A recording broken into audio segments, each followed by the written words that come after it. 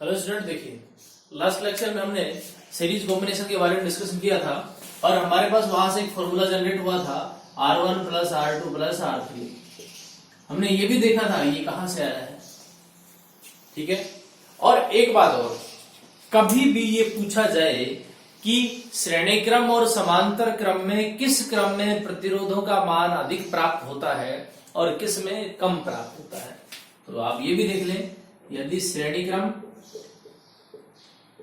व समांतर क्रम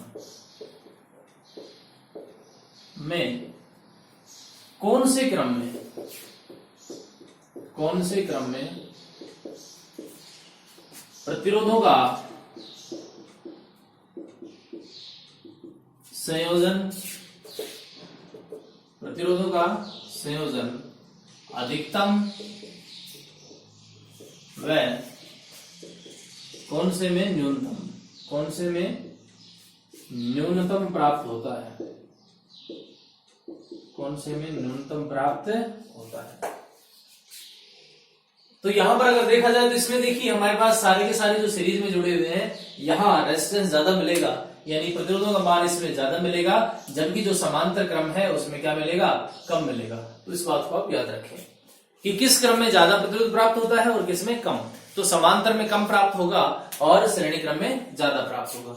अब हमारे पास अगला जो क्वेश्चन है वो है कि समांतर क्रम संयोजन किसे कहते हैं, इसका परिपथ चित्र बनाइए और सूत्र की व्युत्पत्ति कीजिए। तो देखें, अब मैं समांतर क्रम किसे कह रहा हूं ये तो बता नहीं रहा हूं, क्योंकि इस पीछे वाले लेक्चर में हम बता चुके हैं श्रेणी क्रम कैसे क्या होता है, समांतर क्रम क्या होता है, उनके डायग्राम भी बना चुके हैं। अब आगे की बात करता हूं। क्वेश्चन हमारे पास इस प्रकार से है कि समांतर क्रम संयोजन किसे कहते हैं,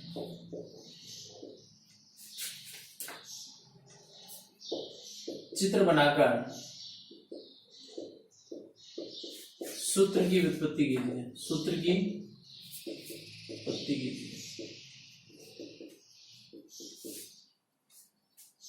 डेफिनेशन नहीं लिख रहा हूं मैं सिर्फ बोल के बता देता हूं वापस, हालांकि पहले हम बात कर चुके हैं इस पर।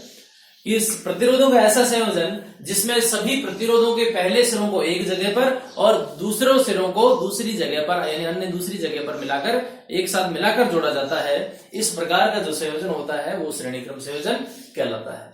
तो हम डायग्राम बना लेते हैं इसका और इसका सूत्र देख लेते हैं क्या है। डायग्राम जब हम देखें, क्योंकि इसकी परिभाषा हम पहले लिख चुके हैं, अब हम यहां से स्टार्ट कर रहे हैं, सूत्र बनाएंगे और इसके चित्र बनाएंगे और इसका सूत्र व्युत्पन्न करेंगे। तो देखें, इसके लिए हमारे पास डायग्राम मान लीजिए इस प्रकार से कोई एक प्रतिरोध ये हो गया,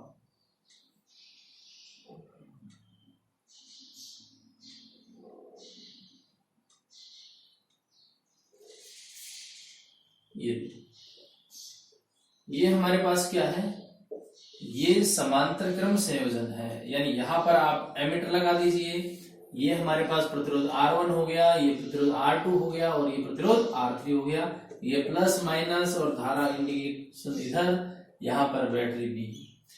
अब दूसरी खास बात, जब हम श्रेणी क्रम पढ़ रहे थे तो वहां पर हमारे पास जो I थी सभी प्रतिरोधों के लिए नियत होती थी, लेकिन यहां पर ऐसा नहीं होगा। यहां पर प्रत्येक प्रतिरोध के लिए धारा का मान अलग अलग होगा, यानी यहां पर धारा बहेगी I1, यहां पर धारा रहेगी I2 और यहां पर धारा रहेगी I3। तो समान क्या रहेगा, मतलब विभवांतर का क्या रहेगा, एक समान एक जैसा रहेगा। तीनों जो है प्रतिरोधों के लिए विभवांतर का मान नियत रहेगा, ठीक है। तो हम ये बात लिख लेते हैं कि चित्रानुसार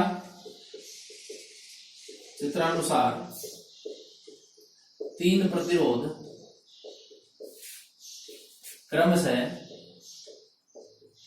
R1, R2, R3 समांतर क्रम में जुड़े हुए हैं। इनमें विभवांतर का मान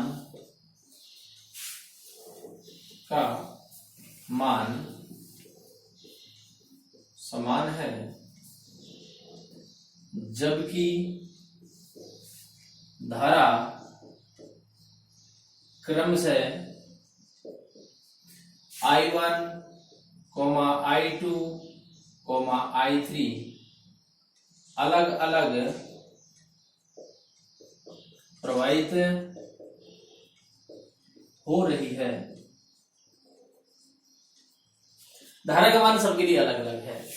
तो अब क्या करें, यही चीज तो हम देख रहे हैं डायग्राम में कि प्रत्येक प्रतिरोध के लिए धारा का मान अलग अलग है। तो अब देखें क्या है। चूंकि लिख लेते हैं कि R1 प्रतिरोध में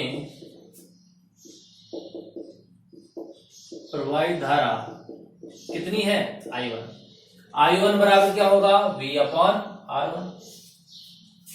क्यों होगा, ओम का नियम याद कीजिए, V प्रोपोर्शनल I और V बराबर RI। यहां पर R क्या है, R एक कांस्टेंट है, एक नियतांक है वैसे, और इसे क्या कहते हैं, प्रतिरोध कहते हैं। यहां से हमें I का मान चाहिए, तो I बराबर क्या होगा, V/R। इस प्रकार से होगा कि नहीं होगा, वही हमने किया है। R1 प्रतिरोध प्रवाहित होने वाली धारा I1, और I1 का मान कितना है, V/R1।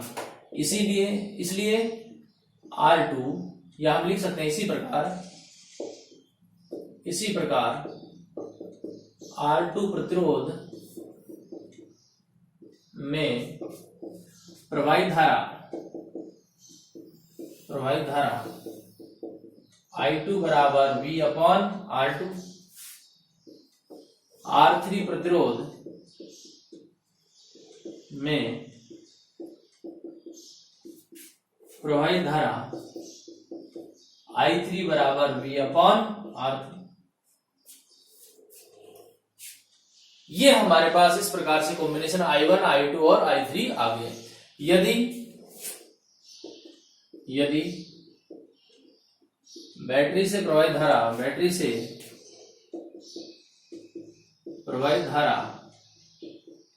I हो तो I बराबर क्या होगा, I1 plus I2 plus I3। तीनों क्या कर देंगे, ऐड कर देंगे। जब आप तीनों को ऐड करेंगे तो I1 का मान कितना है, V/R1, I2 का मान कितना है, V/R2, और I3 का मान कितना है, V/R3। ये है I के लिए, ठीक है। अब यहां पर I का मान भी रखते हैं, तो I का मान जब रखेंगे तो क्या होगा, V/R। क्यों, क्योंकि ओम के नियम से। देखें इसको इस प्रकार से लिख लें, I बराबर I1 plus I2 plus I3। यहां पर इनके मान रखें, I बराबर V/R1 plus V/R2 plus V/R3। यहां लिखे ओम के नियम से। ओम का नियम क्या कहता है, I बराबर V/R। तो यहां पर I की जगह क्या लिखते हैं, V/R। तो यहां पर हो गया V/R, ये हो गया V/R1 plus V/R2 plus V/R3। इस प्रकार से हुआ कि नहीं हुआ, हो गया। अब यहां से देखिए हमारे पास कौन कॉमन आ रहा है, यहां से देखिए, ये देखिए सब V हमारे पास कॉमन आ सकता है कि नहीं आ सकता, V हमारे पास क्या आ जाएगा, कॉमन आ जाएगा। तो यहां से हमारे पास ये देखिए कॉमन इधर से और ये भी इधर, दोनों आपस में क्या कर देंगे, एक दूसरे को कैंसिल कर देंगे। तो यहां पर क्या बचेगा, 1/R बराबर 1/R1 plus 1/R2 plus 1/R3। इस प्रकार का फॉर्मूला हमारे पास जनरेट होगा। अब यहां पर जो ये फॉर्मूला आया है, ये किसके लिए आया है, ये समांतर क्रम के लिए आया है। किसके लिए, समांतर क्रम के लिए आया है। यानी ये इसको इस प्रकार से भी लिखा जाता है, 1/RP बराबर 1/R1 plus 1/R2 plus 1/R3। इस प्रकार 1/RP क्यों लिखा, 1/RP मैंने मेरी तरफ से लिख दिया। क्यों लिख दिया, क्योंकि यहां से ये P किसको दर्शाएगा, यहां पर P ये पैरेलल को दर्शाएगा कि जो प्रतिरोध है उसका कॉम्बिनेशन किस प्रकार से है, श्रेणी क्रम ना होके समांतर क्रम है, यानी पैरेलल कॉम्बिनेशन है। ये हमारे पास कब होगा, जब 3 प्रतिरोध होंगे तब होगा। लेकिन अगर 3 प्रतिरोध ना हो तो, 10वीं के सिलेबस में तो 3 ही प्रतिरोध है, अगर 3 प्रतिरोध ना हो तो क्या होगा, यहां पर और डायग्राम में और प्रतिरोध भी जुड़ जाएंगे, और साथ में क्या होगा, 1/RP बराबर 1/R1 plus 1/R2 plus 1/R3 plus dot dot dot करके प्लस 1/RN। मतलब नंबर ऑफ रेजिस्टेंस जितने भी है वो सारे के सारे इसी क्रम में, इसी कॉम्बिनेशन में ऐड कर दिए जाएंगे। इस प्रकार से हमारे पास ये फॉर्मूला जनरेट होगा। एक साथ में एक प्रॉब्लम और भी है, अगर मान लो 3 है तो ऐसे, तो इसका मतलब है कि 3 के लिए तो इस प्रकार से ही करना पड़ेगा और कोई सॉल्यूशन नहीं है। लेकिन एक छोटा फॉर्मूला और भी है, वो किसके लिए है? वो 2 प्रतिरोधों के लिए है। किसके लिए है? वो 2 प्रतिरोधों के लिए। यदि प्रतिरोध सिर्फ 2 हो तो क्या होगा? यदि परिपथ में 2 प्रतिरोध समांतर क्रम में जुड़े हुए हों तो क्या 1/Rp बराबर 1/R1 प्लस 1/R2 इस प्रकार से हो जाएगा। 1/R1 प्लस 1/R2 यानी 1/R क्या होगा? 1/Rp क्या होगा? R1 प्लस R2 और R1 R2।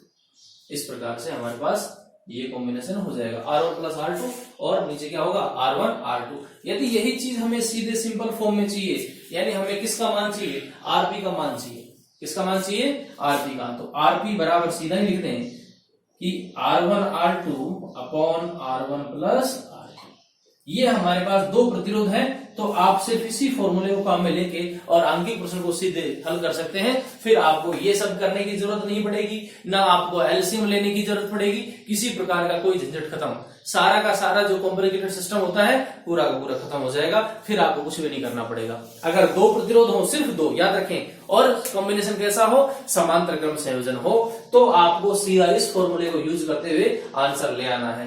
फॉर्मूला क्या होगा? Rp, या फिर आपको ऐसा भी कहीं लिखा मिल सकता है कि R बराबर R1 R2 upon R1 plus R2।